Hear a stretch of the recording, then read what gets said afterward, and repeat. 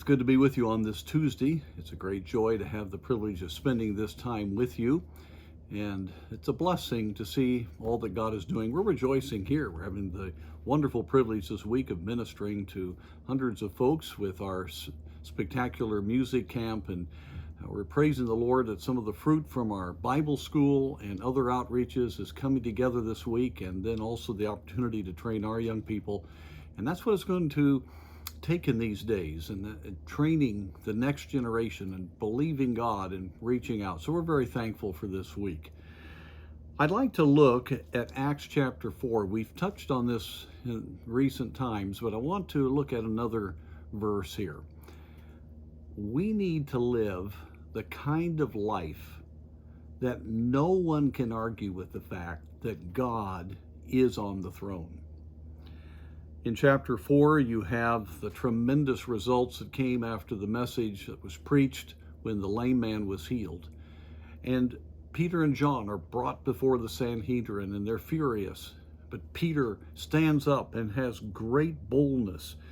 And they saw that boldness and perceived that they were unlearned and ignorant men, but they took knowledge that they had been with Jesus.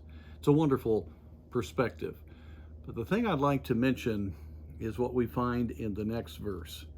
And beholding the man, that was that lame man there at the temple, which was healed, standing with them, they could say nothing against it. I think that's wonderful. Here you have the government of Judah under the power of the Roman Empire. And they have just full authority. And yet, as Peter and John stand there with that lame man who had been lame from birth, everybody in Jerusalem knew him.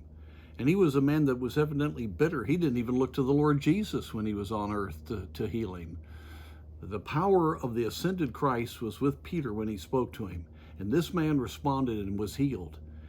And when he stood there, those men were paralyzed because they could say nothing against it.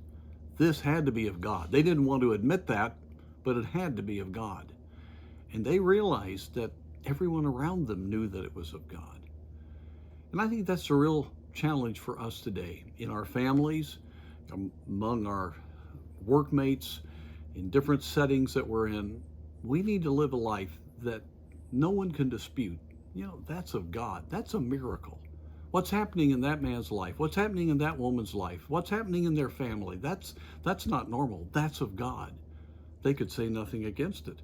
And that would be wonderful if that was the case today. There's always that attack. There will always be persecution. But when Christians are really living for God, many people see it. And in the midst of all of the conflict, people realize that's of God. And many of these very same people came to know Christ because of the testimony of Peter and John. May God give us that kind of testimony to reach those around us.